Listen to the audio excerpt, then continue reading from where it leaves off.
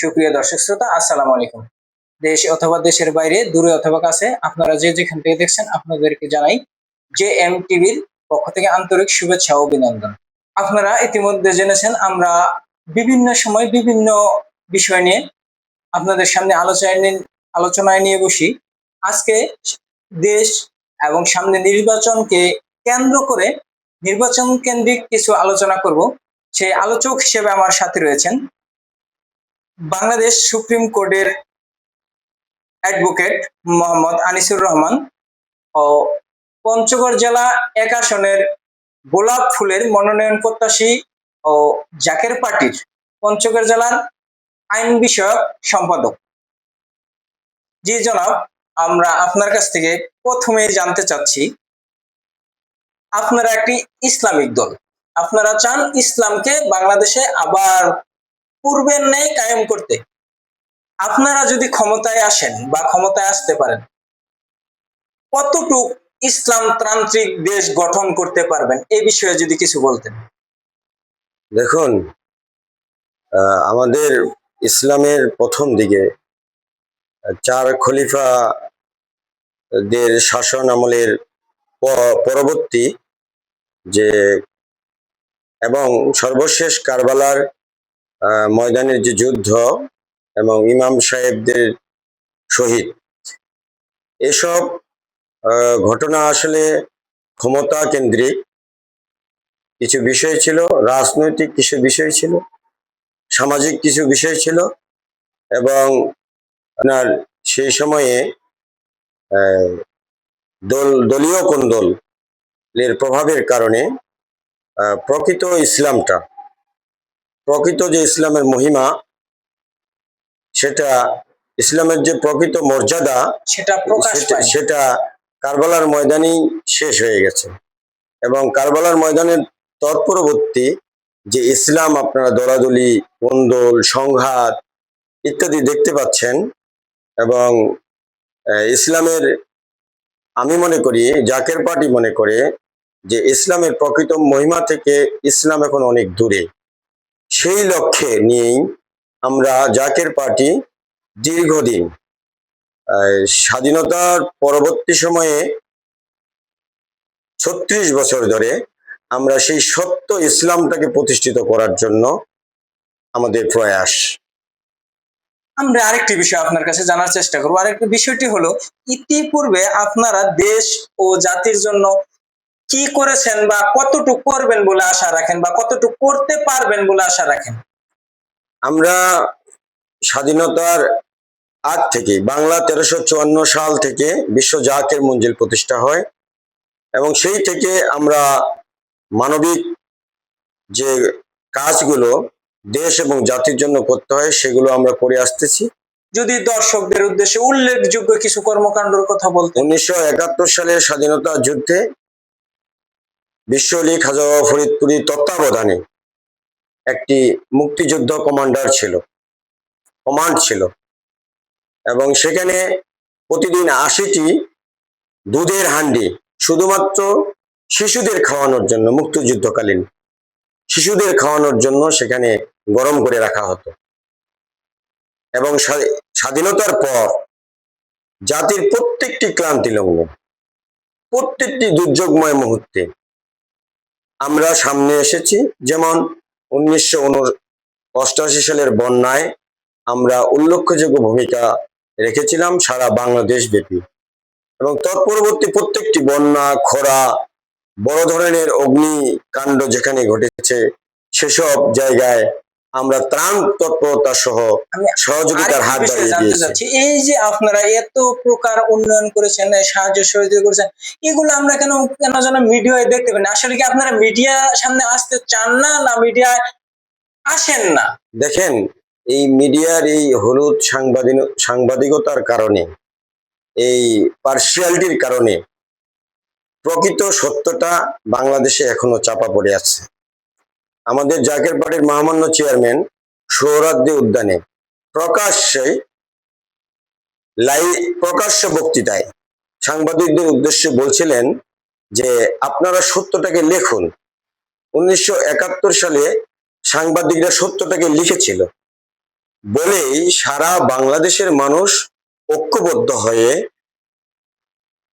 মাত্র 9 মাসের মধ্যে অস্ত্র শস্ত্রে সজ্জিত হানাদার বাহিনী পাকিস্তানিদেরকে পরাজিত করে তাদেরকে দেশ থেকে তাড়িয়ে দিয়েছিল এবং স্বাধীনতা লাভ করেছিল।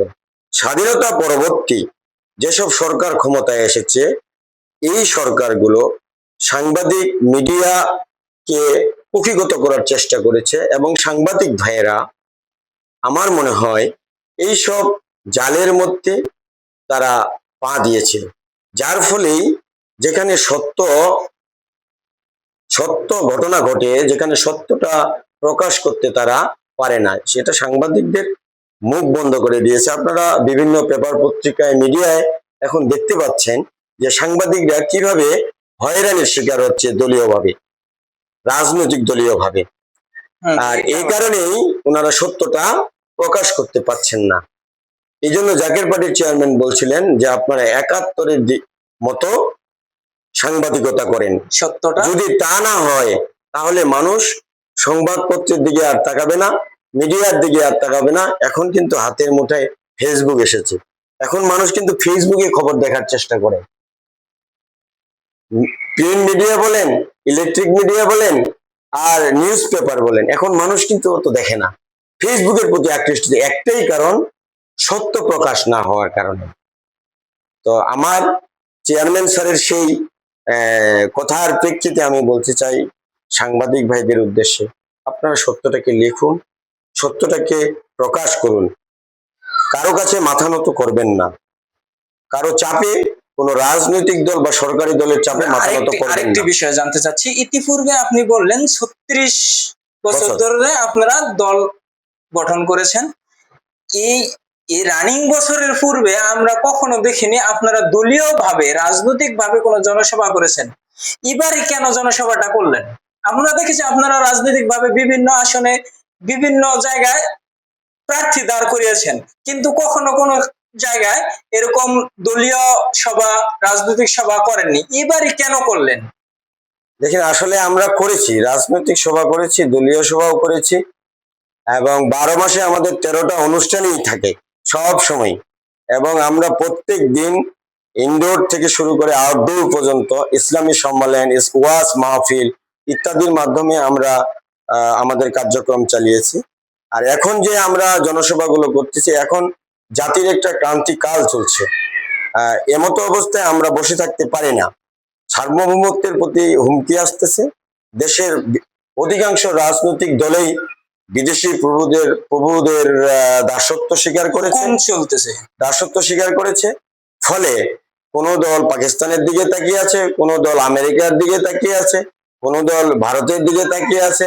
আমরা মনে করি যে এখন সার্বভৌমত্ব হুমকির মুখে, জনজীবন আজকে বিপর্যয়ের মধ্যে পড়েছে, বেকার সমস্যা মারাত্মকভাবে দেখা দিয়েছে, মানুষের মধ্যে সঞ্চয় নেই, প্রতিদিন খুন হচ্ছে, প্রতিদিন একটা করে খুন হচ্ছে, কখনো কখনো 10টা পর্যন্ত খুন হচ্ছে, ধর্ষণের যেন একটা মহোৎসব শুরু হয়ে গেছে। বর্তমান যে রাজনৈতিক প্রেক্ষাপট বা বর্তমান যে দেশের অবস্থা, এই দেশের অবস্থা বা রাজনৈতিক অবস্থা, এই প্রেক্ষাপটে আপনি যদি কিছু বলতেন। এমতো অবস্থায় জাকের পার্টি রাজপথে আছে, রাজপথে থাকবে যতক্ষণ পর্যন্ত এই মুমূর্ষ অবস্থা, ক্রান্তিকাল পার না হবে, ততক্ষণ পর্যন্ত জাকের পার্টি, এই পর্যন্ত শরিয়া কায়েম না হবে। শরিয়া বিষয় না, শরিয়া একটা ভিন্ন বিষয়। শরিয়া কায়েম বলতে কি, শরিয়া বলতে আসলে এটা বোঝায়, মানুষ বলে শরিয়া শাসন কি পৃথিবীর কোথাও আছে?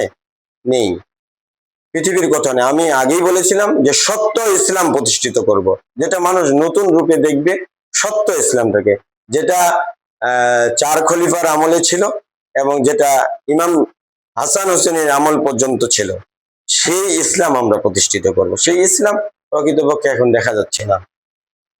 আমরা সেই সত্য ইসলামটাকেই প্রতিষ্ঠিত করব।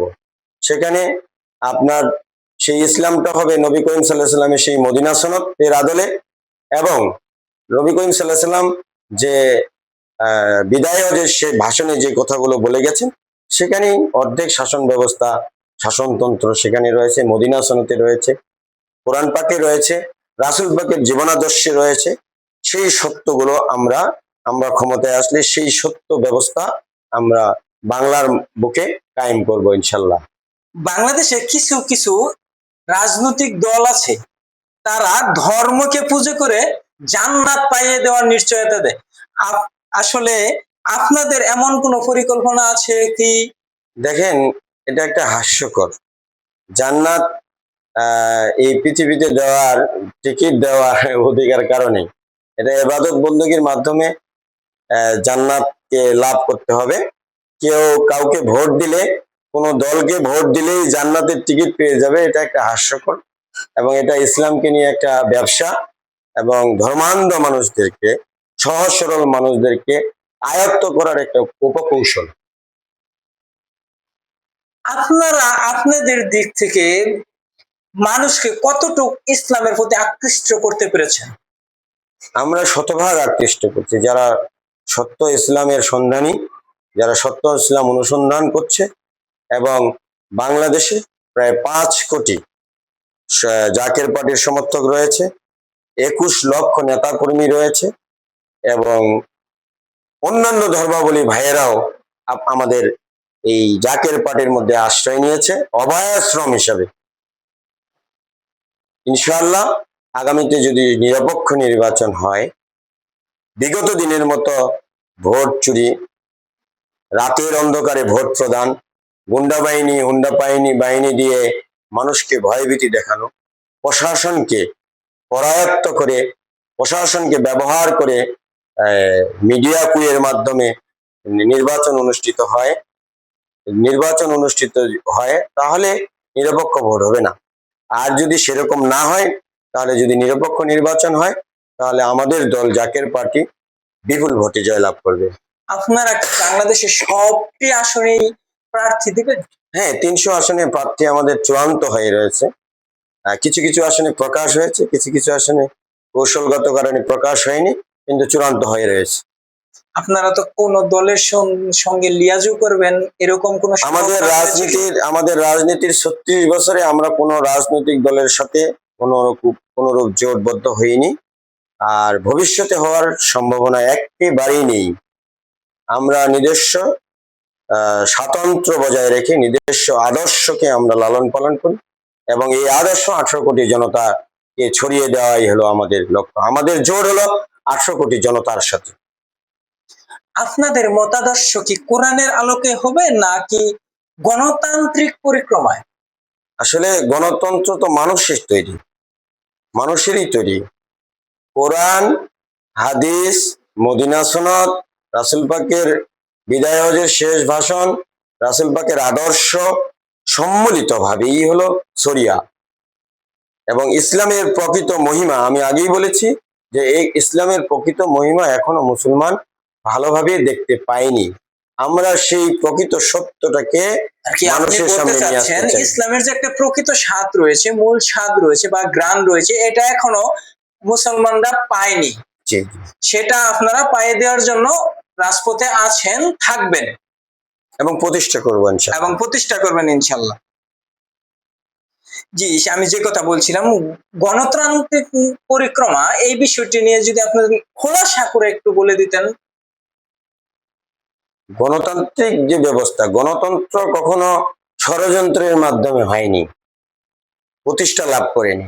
আমাদের দেশে যে এখন গণতন্ত্র চলতেছে, এটা সম্পূর্ণরূপে ষড়যন্ত্রের মাধ্যমে চলতেছে। যেমন ধরেন, আমরা ভোট একটা গণতান্ত্রিক অধিকার, আমরা কি প্রকৃতপক্ষে ভোট দিতে পারি? তাহলে এটা কি গণতান্ত্রিক প্রক্রিয়া বলা চলে? আর গণতান্ত্রিক প্রক্রিয়া হলো আমাদের আইনের শাসন থাকবে, বিচার বিভাগ স্বাধীন থাকবে, কিন্তু আইনের শাসন কি দেশে আছে?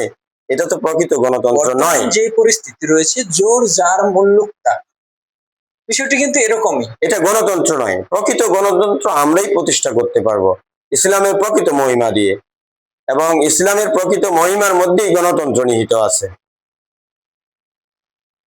জি, সুপ্রিয় দর্শক শ্রোতা, এতক্ষণ যারা আমাদের এই ভিডিওটি দেখছিলেন তাদেরকে অসংখ্য ধন্যবাদ।